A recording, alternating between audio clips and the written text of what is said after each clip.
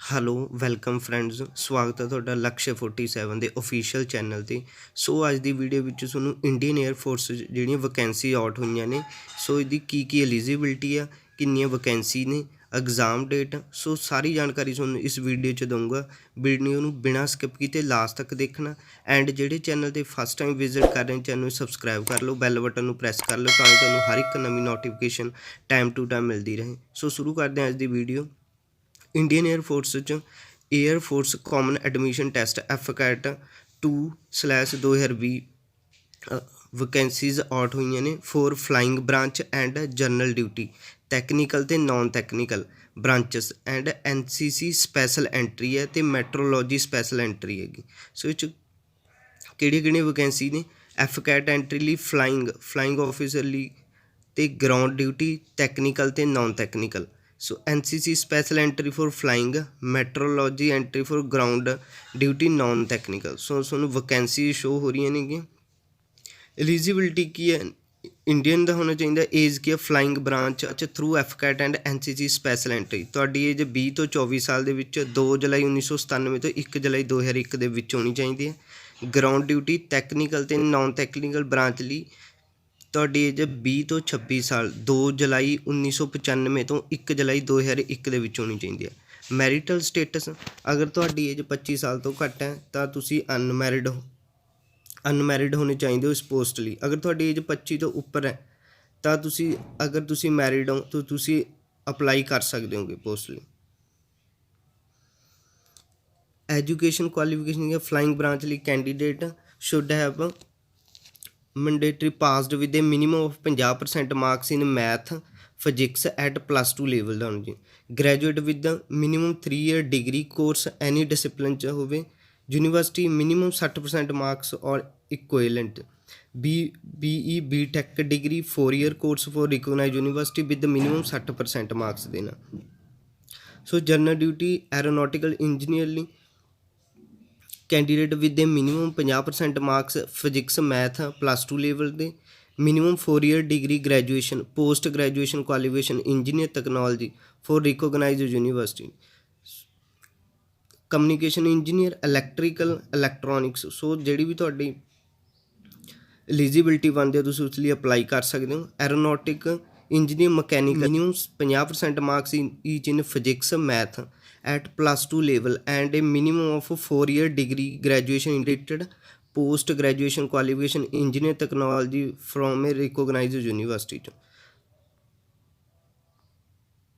ਇਸ ਲਈ ਤੁਸੀਂ aerospace engineer, mechanical engineer, industrial engineer, manufacturing engineer apply ਕਰ ਸਕਦੇ ਨੇ। Ground duty non technical branch ਲਈ passed +2 and graduate degree minimum 3 year degree course any discipline 'ਚ ਹੋਵੇ। Recognise university with minimum 60% marks ਜਾਂ equivalent or cleared section A and B। Meteorology post graduate degree in any science stream, mathematics, statics, geography, computer application, environment science and apply physics. Meteorology agriculture ਮੈਟਰੋਲੋਜੀ, ecology and environment, biology with minimum 50% marks ਹੋਣੇ ਜ਼ਰੂਰੀ ਨੇ। Provide math and physics ਵਾਰ study graduation level with minimum 55% marks ਹੋਣੇ ਜ਼ਰੂਰੀ ਨੇਗੇ। ਸੋ ਤੁਸੀਂ how to apply, ਕਿਵੇਂ ਤੁਸੀਂ ਫਾਰਮ ਫਿਲ ਕਰਨਾ ਗਾ, ਇਹਨਾਂ ਦੀ ਸਾਈਟ ਤੁਹਾਨੂੰ ਸ਼ੋ ਹੋ ਰਹੀ ਹੈ ਕੈਰੀਅਰ ਇੰਡੀਅਨ airforce.cdec.in 'ਤੇ ਜਾ ਕੇ ਤੁਸੀਂ ਅਪਲਾਈ ਕਰ ਸਕਦੇ ਹੋਗੇ। ਸੋ ਅਪਲਾਈ ਕਰਨ ਦੀ ਡੇਟ 15 ਜੂਨ ਅੱਜ ਤੋਂ ਸਟਾਰਟ ਹੋ ਜੂਗੀ। 15 ਜੂਨ ਤੋਂ 14 ਜੁਲਾਈ ਤੱਕ ਤੁਸੀਂ ਔਨਲਾਈਨ ਫਾਰਮ ਅਪਲਾਈ ਕਰ ਸਕਦੇ ਹੋਗੇ। ਸੋ ਇਹਦੀ ਐਗਜ਼ਾਮ ਡੇਟ 19 ਅਤੇ 20 ਸਤੰਬਰ ਹੈਗੀ। ਤੁਸੀਂ ਐਪਲੀਕੇਸ਼ਨ ਫਾਰਮ ਕਿਵੇਂ ਫਿਲ ਕਰਨਾ, ਸੋ ਇਹਨਾਂ ਨੇ ਸਾਰੀ ਐਡਵਰਟਾਈਜ਼ਮੈਂਟ 'ਚ ਸਾਰੀ ਡਿਟੇਲ ਦੱਸੀ ਹੈ। Personal information, qualification, course preference ਕਿਵੇਂ ਫਿਲ ਕਰਨਾ, ਕਮਿਊਨੀਕੇਸ਼ਨ ਡਿਟੇਲ, ਅਪਲੋਡ ਡਾਕੂਮੈਂਟ। ਸੋ ਸਾਰੀ ਡਿਟੇਲ ਤੁਹਾਨੂੰ ਇਹਨਾਂ ਐਡਵਰਟਾਈਜ਼ਮੈਂਟ 'ਚ ਦਿੱਤੀ ਹੈ ਜਿਹੜੀ ਤੁਸੀਂ ਦੇਖ ਸਕਦੇ ਹੋ। ਸੋ ਤੁਹਾਡੀ ਫੀਸ ਹੈਗੀ, ਐਗਜ਼ਾਮੀਨੇਸ਼ਨ ਫੀਸ ਹੈ 250 ਰੁਪਈਆ, ਨੋਨ ਰਿਫੰਡੇਬਲ ਹੈ। FCAT ਐਂਟਰੀ ਲਈ note applicable for NCC special entry ਅਤੇ ਮੈਟਰੋਲੋਜੀ ਮੇ ਵੀ ਪੇਡ ਔਨਲਾਈਨ। ਮੈਂ ਕਿਹਾ ਜੀ ਸਾਈਨ ਅਪ ਫਾਰਮੈਟ ਤੁਸੀਂ ਆਪਣਾ ਫੁੱਲ ਨੇਮ, ਮਦਰ ਨੇਮ, ਫਾਦਰ ਨੇਮ ਕਿਵੇਂ ਫਿਲ ਕਰਨੀ ਹੈ, ਪਰਸਨਲ ਡਿਟੇਲ ਫਿਲ ਕਰਨੀ ਹੈਗੀ। ਸੋ ਸਾਰੀ ਡਿਟੇਲ ਤੁਸੀਂ ਕਿਵੇਂ ਫਿਲ ਕਰਨੀ, ਐਡਵਰਟਾਈਜ਼ਮੈਂਟ 'ਚ ਸਾਰੀਆਂ ਚੀਜ਼ਾਂ ਸ਼ੋ ਨੇਗੀਆਂ। ਕਿਵੇਂ ਕੋਰਸ ਪ੍ਰੈਫਰੈਂਸ ਕਰਨੀ ਹੈ, NCC ਫਿਲ ਕਰਨਾ ਹੈਗਾ। ਅਗਰ ਤੁਹਾਡਾ ਗੇਟ ਕਲੀਅਰ ਹੈ, ਤੁਸੀਂ ਗੇਟ ਦੇ ਅਪੀਅਰ ਤਾਂ ਤੁਸੀਂ ਗੇਟ ਦੇ ਸਕੋਰ ਫਿਲ ਕਰਨੇ ਨੇਗੇ। ਤੁਸੀਂ ਅਪਲੋਡ ਡਾਕੂਮੈਂਟ 'ਚ ਤੁਸੀਂ ਆਪਣੀ ਫੋਟੋ, ਸਿਗਨੇਚਰ, ਥੰਬ ਇੰਪ੍ਰੈਸ਼ਨ ਅਤੇ ਡਿਕਲੇਰੇਸ਼ਨ ਬਾਈ ਕੈਂਡੀਡੇਟ। ਸਿਲੈਕਟ ਐਗਜ਼ਾਮ ਸਿਟੀ, ਤੁਸੀਂ ਕਿਹੜੀ ਐਗਜ਼ਾਮ ਸਿਟੀ ਸਿਲੈਕਟ ਕਰਨੀ ਉਸ ਤੁਹਾਨੂੰ ਐਡਵਰਟਾਈਜ਼ਮੈਂਟ 'ਚ ਸ਼ੋ ਹੋ ਜੂ ਸਾਰਾ ਕੁਝ।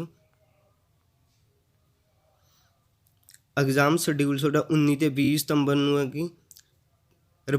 ਪਹਿਲੀ ਸ਼ਿਫਟ 8 ਅਤੇ ਦੂਜੀ ਸ਼ਿਫਟ 12:30 ਵਜੇ ਸ਼ੁਰੂ ਹੋ ਜੂਗੀ। ਸੋ ਸਾਰੀ ਡਿਟੇਲ ਦਿੱਤੀ ਹੈ। ਸੋ ਜਿਹੜੇ ਫਲਾਈਂਗ ਆਫਿਸਰ ਨੇ ਉਹਨਾਂ ਦਾ ਇੱਕ ਪੇਪਰ ਹੋਊਗਾ, ਐਂਡ ਜਿਹਨਾਂ ਨੇ ਮਕੈਨੀਕਲ ਟੈਕਨੀਕਲ ਬ੍ਰਾਂਚ ਨੇ ਉਹਨਾਂ ਦਾ EKT ਦਾ ਵੀ ਪੇਪਰ ਹੋਊਗਾ।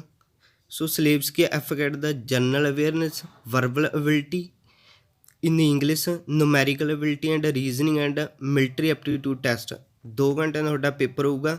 100 ਕੁਐਸਚਨ ਹੋਣਗੇ, ਮੈਕਸੀਮਮ 300 ਮਾਰਕਸ ਹੋਣਗੇ। ਐਂਡ ਜਿਹੜੇ ਟੈਕਨੀਕਲ ਬ੍ਰਾਂਚ ਵਾਲੇ ਨੇ ਉਹਨਾਂ ਦਾ EKT ਦਾ ਟੈਸਟ ਹੋਊਗਾ, mechanical, computer science and electronic ਅਤੇ ਇਲੈਕਟ੍ਰੀਕਲ, ਜਿਹੜੀ ਵੀ ਟੈਕਨੀਕਲ ਨਾਲ ਰਿਲੇਟਡ ਜਿੰਨਾ ਦੀ ਕੁਆਲੀਫਿਕੇਸ਼ਨ ਹੈਗਾ। ਸੋ ਇਹਦਾ ਟਾਈਮ 45 ਮਿੰਟ ਦਾ ਹੋਊਗਾ। 50 ਕੁਐਸਚਨ ਹੋਣਗੇ ਅਤੇ ਮੈਕਸੀਮਮ ਮਾਰਕਸ 150 ਮਾਰਕਸ ਦਾ ਹੋਊਗਾ।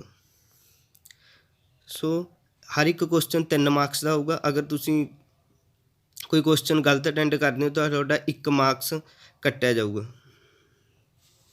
ਸੋ ਇਹਨਾਂ ਨੇ ਨੀਚੇ ਸਿਲੇਬਸ ਡਿਸਕ੍ਰਾਈਬ ਕੀਤਾ। ਇੰਗਲਿਸ਼ 'ਚ ਕਿਹੜੇ ਆਉਣਗੇ, ਜਨਰਲ ਅਵੇਅਰਨੈਸ 'ਚ, ਨੂਮੈਰੀਕਲ ਐਬਿਲਿਟੀ 'ਚ, ਰੀਜ਼ਨਿੰਗ ਐਂਡ ਮਿਲਟਰੀ ਐਪਟੀਟਿਊਡ।